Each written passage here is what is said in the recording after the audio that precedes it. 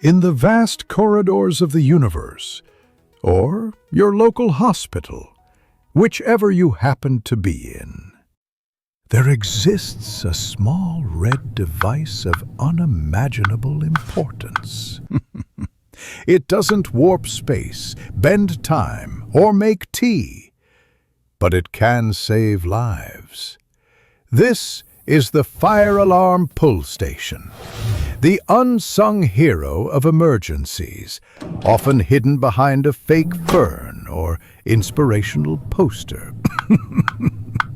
Join us as we explore its mysteries, decode the galactic laws of NFPA and Georgia's rules and regulations, and answer the ultimate safety question: where the heck should this thing actually go? In an age where buildings think for themselves, doors open before you touch them, and coffee machines know your mood before you do, one system still relies entirely on a tiny, decisive human finger. When everything else fails, naps, or reboots mid-emergency, that little red lever becomes the universe's most important Plan B. Pull it, and it instantly bypasses the galaxy of automation, sounding the alarm, alerting the system, and setting the chain of survival in motion. Step quietly, traveler. You're entering a gallery where centuries of human overthinking are proudly displayed behind glass. Here lies the single-action lever, elegant, simple, and famously responsible for every "oops, I thought it was the light switch" incident of the 1980s.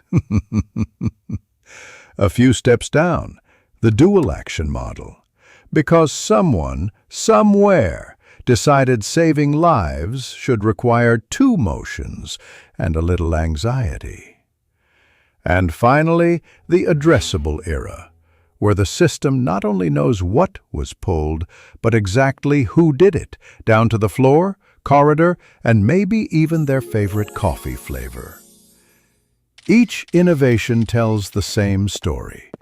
Humans keep evolving their technology to protect themselves, mostly from other humans. In the vast cosmos of compliance, every alarm has its destiny. Welcome to the Intergalactic Code Alignment Chamber, where the sacred scrolls hover in glowing balance. NFPA 101, Guardian of When and Where. NFPA 72, Keeper of How. ADA, Voice of Accessibility. And IBC, forever worried about walls, exits, and geometry. Together, they form the Unified Field Theory of Compliance, or, as fire marshals call it, the reason your plan review took 6 weeks. So remember, traveler, when someone asks why here and not there, the answer lies in their cosmic alignment. Each code orbiting one star, life, safety. And if it still doesn't make sense, blame gravity. Somewhere between logic and panic lies the sacred geometry of compliance.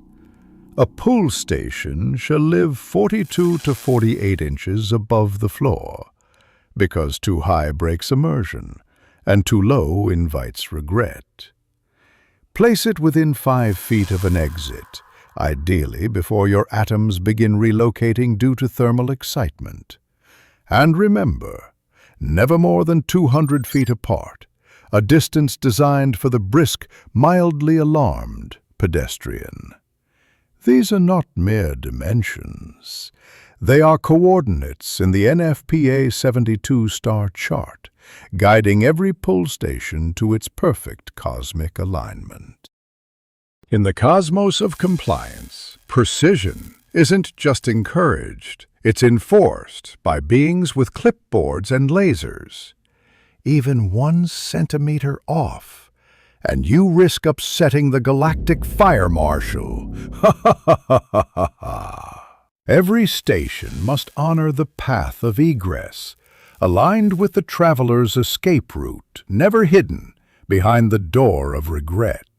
On the latch side, it stands, visible, reachable, noble. ADA standards demand a sacred zone, 30 by 48 inches of clear cosmic floor, ensuring every explorer, standing or seated, can summon the alarm with equal ease. Oh, and if you're tempted to add a shiny protective cover, make sure it's approved.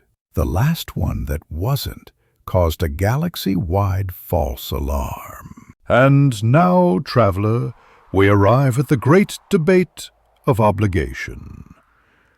When must the mighty pole station be present?